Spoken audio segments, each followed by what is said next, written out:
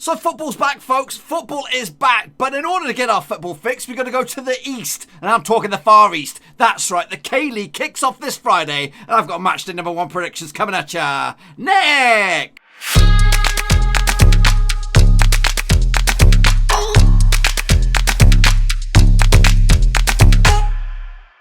That's right, folks, back once again with another prediction show. Today, we've gone to South Korea, boys and girls, to take a little look at Matchday number 1 out in the K-League. We're going to get our football, and we're going to go out east, and we'll get to that in just 1 second. If you're new to the channel, smash your subscribe button, keep bang up to date with all things Blackburn Rovers related, K-League related, World Football related. We're going to go here. Under one Roski, that's right. Yes, the football is coming back in drips and drabs and all this kind of good stuff. And I thought, you know what, let's go all in. Let's go all in, folks, and take a little look at the K-League. Do I know much about the K-League? Do I bollocks? Absolutely no clue, except for there is an ex-Rover in the K-League, and I'm supporting him all the way, him and his boys. We'll talk more about that in a minute. Let's get into the vortex now, shall we? Yes, we're going to talk about the K-League, boys, who are sexy, and we're going to go with a new kind of look for the predictions. It's something I'm going to look forward to doing for when the big leagues come back, the bigger leagues, the German league, the Spanish league, Premier League, all that kind of good stuff. And we'll talk more about that in a minute. But let's talk about the K-League, folks. So let's talk about the teams that make up the K-League. There is 12 of them, and we're going to see them all coming through here, right now. Starting off with FC Seoul. That's right, FC Seoul. Let's tell you a little bit more about them bad boys. I think they were founded around about 1984. Of course, out in Seoul, the capital of South Korea. This is their 37th season, and the last title was back in 2016. Their designated foreign players include Adriano. Don't get too excited. Just a bog standard Brazilian coming at you. Osmar, a Spanish fella, a Serbian by the name of Alexander Pesic, and Ikramijan Alibayev, who is a designated AFC player coming at you. So let's take a look at the next one. And that is these bad boys, and it's Ulsan Hyundai. Yes, fantastic club, these bad boys. Also founded in 1984, it's their 37th season as well. Their last title was back in 2005. Let's talk more about these bad boys. Junior Negrago is the key Brazilian leading the line. Dave Butlus is a Dutchie. He's in there. Bjorn Mjarge Johnson, a Norwegian. I'm butchering the pronunciations. And they've got a designated AFC player with Jason Davidson, who is an Australian. So he's in there to help them push forward and maybe be one of the favourites, I think. Kicking on forward, we got these bad boys, and that is Acheon United. Bad boys, yeah, how old are they? Let me take a quick look at these bad boys. They've been around since 2004, 16th season. No titles so far there. Foreign players are Gordian Binyoza, who is a Bosnian. Stefan Mungoso is a Montenegrin. Lane Karendia is Nigerian. And Rashid Mahazi, who is an Australian, believe it or not. Next up, we have these coming at you, Shangyu City. Now, I believe these are the designated military team in this, and these are a strange old beast because regardless if they finish top of the pops, 2nd, 3rd, 8th, whatever it is, they are going to be in League 2 next year. They're relocating or something, I don't know. Yeah, they're a bunch of military lads, so yeah, let's see how they go. I've actually picked, they're probably my second team, but they're not my top team. We'll talk more about my top team in a minute. Next up, we have these bad boys, and it's Daegu FC. Daegu FC coming at you. They've been around since 2003. Current spell since 2017. Not too sure what that means. It's their 15th season. No titles for Daegu FC so far. Coming at you. They're actually from the city of Daegu as well. Their key men, or their foreign men, Cecina, Edgar, both Brazilian. Dejan Damajanovic is a Montenegrin, and Tusaba Nishi, who's a Japanese fella as well. So there's their 4 foreign players. Hyundai Motors Jubnik is next. They bad boys coming out of North Jalola.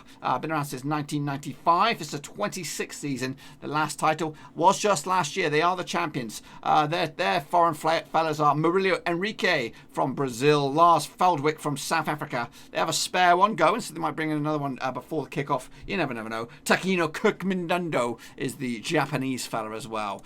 We're getting into it, boys. We're getting deep, and it's the Blue Wings from Suwon. These are my boys right here. I'll tell you more about them. They've actually been around since 1996, 25 seasons in the top flight. 2008 was the last title, and they have a rover. They do, or an ex-rover. Terry Antonis, the Australian, leads the line. Suljulman Kirpinic, he's a Bosnian. Donaio Henry, that's right, ex-centre-back, right-back, whatever you call it, from West Ham. We had him on loan. And Adam Taggart Taggart, the Australian, also in the team as well. So they've got some more foreigners there. Moving forward, we have these bad boys. It is Guangzhou FC with the Liverpool-esque badge. Guangong Fc coming at you out of Guangzhou, 2011. They were formed 2020. They've been in the top flight since 2020, I think. 6 seasons in the top flight, no titles so far. Guangzhou, led by Felipe and Willian, who are both Brazilians. Marcio Uriana, he's the top player from Costa Rica, and Rustam Ushmutanov from Uzbekistan as well. Into the final stretch, I think, a couple of these bad boys, and this one is who are these bad boys? And this is Busan iPark coming at you from the town of Busan. If you haven't seen the movie Last Train to Busan or something with the zombies, check it out, boys and girls. Been around since 1983. This is the return to the top flight, having spent 34 years in it previously. Last title was back in 2004. They're led by Gustavo Vincenzo, Romulu, and Jonathan Reyes, or Rice. Coming at you from Brazil, Dostobanek Tusanov coming at you from the AFC, Uzbekistan player. Is that a lot? No, one more coming at you, Songinam. Songinam FC, led by Igor Jonovicic and Tomislav Kis, both from, I'm saying Croatia. Jamished Istrankidov is the AFC designated player from Uzbekistan. These bad boys, Songyunam, coming out from the city of Songyunam, been around since 1987, 2019, so been in the top flight 30 seasons. Last title was 2006. And we got another one, Guangong FC, coming at you from Guangong, been around since 2009, been in the top flight since 2007, 9 seasons in the top flight. Guangong got no foreign players as of yet, except for one, and that's Takehino Nakasato, who is a Japanese fella. There's your introductions to the team. This is how they all finished up last season. Oh, we got one more. And finally, it's Pohang Steelers coming at you, led by Manuel Palacios, who's a Colombian, Stanislav Ilochenko, who is a Russian, Alexander Palacevic, who is a Serbian, and Brandon O'Neill. He's been in the Premier League, I think, or at least English football. And the Pohang Steelers coming at you from Pohang, 1983. They've been in the top flight for 38 years. Their last title was 2013. Speaking of last titles, Ulsan Hyundai are the champions who won it by 1 point ahead of Jobyuk, who came in with 68 points as well. Jeongju United got themselves relegated. A couple of other ones got themselves. I don't recognise this fellow. Guanyam, are they in it? Yeah, they also got relegated. I think there's some sort of playoff at the end of it, so that how it pans out. You're learning just as I'm learning. Anyway, let's get into it, boys, and take a little look at the matches. Let's get into the matches, folks. Now, we're going to do it in a completely different sort of style these days. We're going to be giving ourselves 60 seconds to talk about each and every one of these guys' matches. And that is going to be represented by a stop clock, which will be very soon. And then I'll move on to the next one. So ultimately, we'll have this wrapped up, this portion of the show wrapped up in hopefully about 6 minutes. So we don't waste no more time. We don't want to have no more 40-minute streams, boys and girls. But anyway, let's get into it. Here comes the clock. That's right. So we've got 60 seconds to talk about Jayanbanik up against Suwon Blue Wings. That's the first game of the season. That's a big one as well. 2 juggernauts coming at you. Now, the last 6 occasions between these two sides have been 3 wins for Jayanbanik and just the 1 win for Suwon Blue Wings. 2 draws along the way. The last time that these two sides did play at the Jayanbanik was a 2-0 win last season. That was around about September time, 2019. Don't have the goal scorers with me, but these are the 2 sort of favourites for the title. Give me just a second. Of course, we've got a few seconds on the clock. Jayanbanik have actually won the K-League 7 times in all occasions. Meanwhile, their opposition this weekend, matey boys, where are they? Suwon Blue Wings. They've actually won it 4 times, with most recently in 2008. They've also got Donal Henry in the back there as well, which is my reason for supporting them bad boys. And I'm actually going to go with, though, on this one, I'm going with the opposition with a 2-1 win in the end to take an opening day victory and then go top of the pops. Or, yeah, they'll go top of the pops anyway for the first 24 hours. Next up, we've got, who's these bad boys coming at you? We've got Ulsan Hyundai up against Sangyu Football Club. let's take a little look at that bad boy then, shall we? Coming at you then on Saturday. These two sides have met a few times over the past few years. The last 6 occasions between these two sides. 4 victories for Ulsan Hyundai and just 1 win for Sanggu Sanggamu. Now, I did stress earlier that Sanggu Jamu are a military side, so they'll be relocating at the end of the season. So all military boys. The last time that these two sides did play over in Ulsan was a 5-1 win in the end for Ulsan. So I'm backing them as well to get themselves up with an opening victory and also put the pressure on Jeonbuk at the top of the table. I'm going to do a comfortable 3-0 win. I'm not too sure about the designated players on this bad boy. The likes of, what did I say, Hyundai, where are them bad boys? Jeonbuk Hyundai? Ulsan Hyundai. Anyway, going to go with a comfortable win in the end for these bad boys to take a nice little stab at the top of the table, and then we'll see how we get on. This 60-second timer is giving me the heebie-jeebies, boys. It's giving me the heebie-jeebies. I'm still learning it. Still learning how to get on with it. Anyway, moving on to the next one. Who do we have? We have got RUFC up against Daegu FC. So RUFC is Uchinon United with Gordon Buonza, the Bosnian. Let's take a close look at Gordon Bornoza.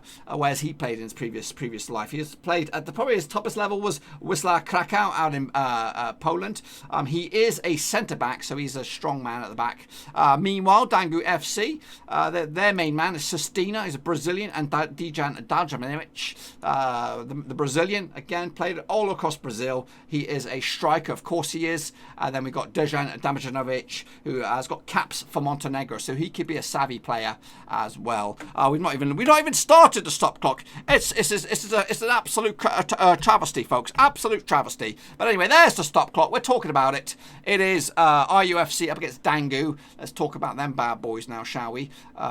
So this game taking place over in Icheon United. The last time that these two sides played ended up all square. In fact, the last 6 occasions, it's been mainly in favour of Daegu. They've won 4 of the past 6. Icheon United winning 1. There's been 1 draw as well. Daegu FC are actually undefeated in their last 7 away matches in the K-League. Icheon United are actually undefeated in their last 6 home matches. So this could be quite a tough match. Obviously, last season, Daegu finishing pretty reasonable. Icheon United, I'm not too sure where they ended up. I can't really remember. I think Daegu finishing 4th. Icheon actually struggled last year. So I found this one a bit of a hard one, but I think I'm going to go with the away boys in this one. I'm going to go with Daegu to take it 2-0 in the end to snatch all 3 points.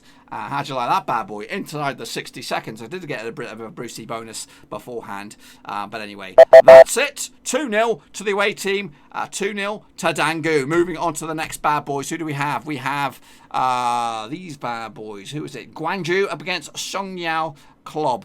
Songyam. Let's get it on, boys. Let's get it on. Here comes the stop clock. How about these two now? These two sides have met each other the past few seasons. The last 6 encounters is actually pretty evens. 2 wins for Gwangju, 1 win for Songyam, and 3 draws along the way. The last time that these two sides did play over in Songyam was a 2-2 draw back in the 2nd division, 2018. Woo, going back a bit. Songyam have actually failed to score in the last 5 of the last 7 away matches. So they'll be up against it this time around. Last season, Gwangju, they were not in this division. As for the opposition, Songyam, they finished up in 9th. So it's going to be a bit of a, mid-table crunch clash, I would suspect, on this one. Songyam, they have as their designated man Igor Jovanovic and Tomislav Kis, both from Croatia. Not really escalating the heights on this bad boy.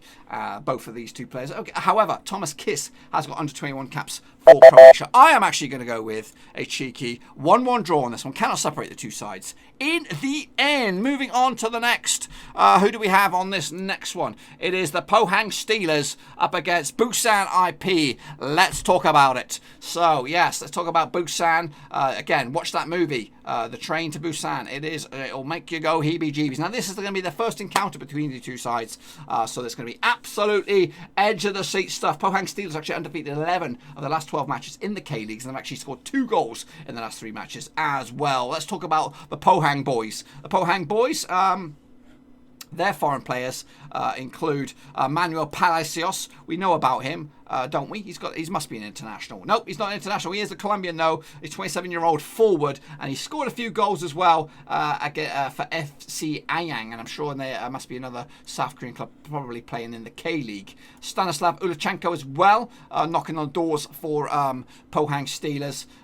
Formerly of Osnabrück, out in the Bundesliga as well, so not too shabby player. As for the Busan IP, they've got Gustavo Vicentento, who's a Brazilian, and he also scored a few goals for Ansan Grinas last season as well. So this is a tough one, but I'm going to go with the home team, with the Pohang Steelers, 1-0 to take the victory, and again, the 3 points. And finally, it's Guangong FC up against FC Seoul, coming at ya. Let's talk about this bad boy, shall we? Yes, it's the final game of the Matchday 1 out in the K-League.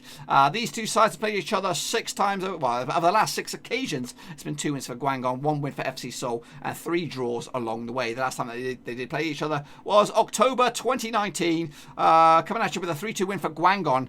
Do I know the goal scores on this one? I do not. Guangong have actually scored 2 goals, at least 2 goals in 11 of the last 12 home matches. And FC Seoul have actually failed to score in the last 3 matches as well. Guangong FC have conceded at least 2 goals in the last 3 matches as well. Guangong with their foreign players, they've got none. They've got absolutely nothing. Whereas FC Seoul have got Adriano. Let's talk about Adriano. I don't want to get too excited. He's an old Brazilian. He's 32. He's been around Korea for a bit. It's actually his second spell for FC Seoul.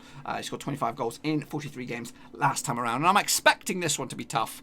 I'm going to go with a 2-1 with the home team. And that, my friends, is just about it. And I've just squeezed in the nick of time. So let's just say all those lovely predictions would have come on in, the ones down the right-hand side. This is what the table would look like at the end of match day number 1. Goodness gracious me, we've got it all here, boys and girls. It's been a mad one. It's been an absolute craziness. But yes, match day number 1 at the K-League. Football's back, boys and girls. Football is back. And if you want to give this video some love, smash the old thumbs up. And of course, if you're new, smash the old subscribe. We're going to try and follow the old K-League as long as I can as long as I can do it. I don't even know if I can watch it. I think ESPN might be getting involved. That'd be absolute bits. I know they're getting involved out in Korea with the baseball and all that.